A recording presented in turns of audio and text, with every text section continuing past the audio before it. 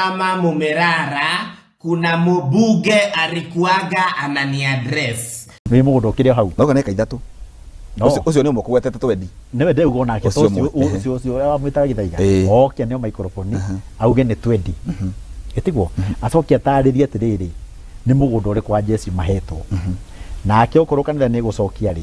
Igire document methai. Kururia witu. First and foremost, you are overreacting over a small boy onorage taka mundu kauga asai. Kururia, you are overreacting nyondo ka mundu kauga asai ni karaugire ma na niragutura muno. Kururia is overreacting because Nigeria ama because I also condemned ile happened Jesus Wina ministry. Kitu ya kwanza nataka niulize, kwa nini mnatutisa waumini wa huku Jesus Wina? Kwani Yesu hawaprotect? Munatutisa baka mubuge anaenda kunitisa kwa YouTube usiku atika unigeda goke kanye mukauga sai gato. Kururia, thank you for listening and thank you for being our fan. I'm not your fan. I've actually blocked you. Secondly, I want to ask today, Bishop Mwai, you are one of the richest pastors in this country. Bishop Mwai, yesterday Kururia said you have bought a land of 450 million. Bishop Mwai, you know how much our young people went through for saying hawataki michango kwa kanisa because our politicians are misusing the pulpit like they did on Sunday. We saw politicians asking in the pulpit ati kanisa kukue polling station.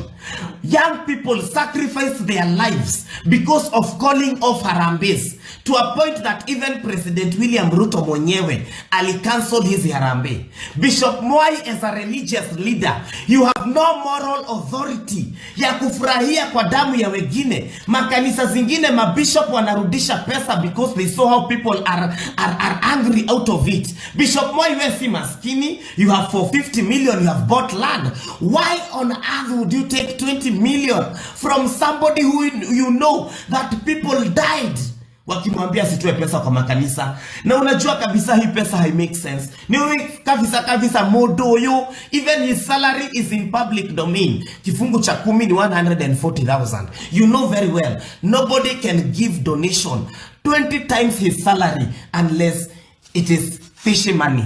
That one you know very well. Why is it as a bishop? Na tukiuliza, mnatuambia sisi ni wajiga, niliwaambia sisi tunaweza kuwa hatuko kasi, lakini tulisoma. We are not stupid. Kitu cha pili, mimi nataka mseme, maana leo nataka tuwaambiane ukweli leo.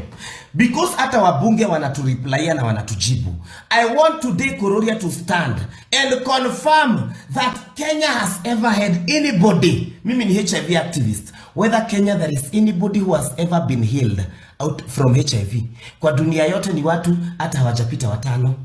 Na wale ni wale wanafanywa ile kitu inaitwa nini? Ile stem, ile ya kutoa huko kwa marrow, bone marrow.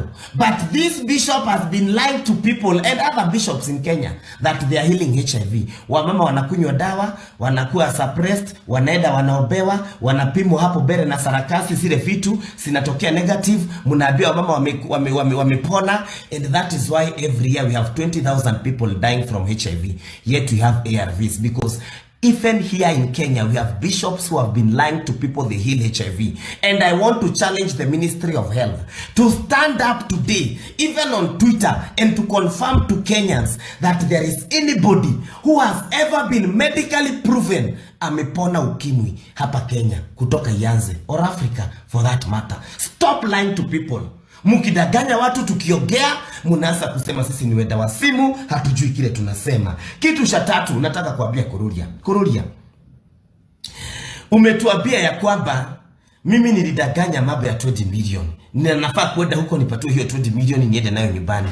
Kururia, the whole country is reacting to what William Ruto announced. The president of Kenya announced on the pulpit ya kwamba yeye binafsi anatoa 20 million na tena ataongeza 100 million. Please, the fact that you're telling me I'm lying, you are only confirming that the president lied. Kururia, that is not my problem. Unfortunately, we have had a president who lies. It's so unfortunate that a president can lie in a pulpit. So that was a lie? So he lied? Are you confirming to us that he's a liar? So we have not been wrong all through? Ladies and gentlemen, pastors and bishops, 2022 mulipatiwa pesa, mulikuanga na maharambe, interdenominational harambe. We all know that money is what was used for you to start luring our parents and to start misdirecting the congregants into making bad decisions. Wewe Bishop Mwai tunajua una embrace hii pesa vizuri. Ndio next 2027 tutaanza kutuambia Mungu amekuongeresha. At these are the right people. Utaanza kuweka kwa billboard. Waanze like we are worshiping people. You will turn your church to look like a campaign forum like the way it looked in 2022. Because you know after all hata kanisa yako iko na state security. Can you imagine? Pesa tunalipa, bunduki ambazo Wakenya wananunua, uniform Wakenya wananunua. We are reducing our officers kupanga wa mama line on Sunday pale. Kupanga wa mama line, songeni hivi, songeni hivi. That is how you are reducing our state security. Wakati watoto Baringo wanauliwa, watu wakipigania ng'ombe, na hata si ng'ombe ziko na nyama. Hakuna security, yet this is what you enjoy doing. Ate watu wanasimamishago kwa barabara Bishop upite. And then you have MPs who come protecting you. Nambaka wanatutukana wakitutisha. Wanatuambia tuende kwa kanisa. And these are the same people tuliambiwa they are evil. And we all know they are. Saigine naona munaibisha Mungu. And let me tell you. God. Hakuna na nimesema Mungu hata kubari kujengewa hekalu na pesa ya wizi. Sio Mungu ambaye anaishi. Na ni akumusabithia. Heri sisi maraya. Tunajitaga maraya. Na tutionohaga Ngai kuri inyui. You do politics in pulpit. You laugh over the blood of people who are killed. Wewe unajifanyaga parent wa president. You could not even talk to him and condemn the killings. Right now, other bishops are trying to sanitize the country. Watu wanakataa michango. Wewe you are one of the richest. You are boasting of a church of 450, but you still embrace 20 million. That bishop. Na dwa kuna huiga, nidiedete huiga. Na gumuira ma.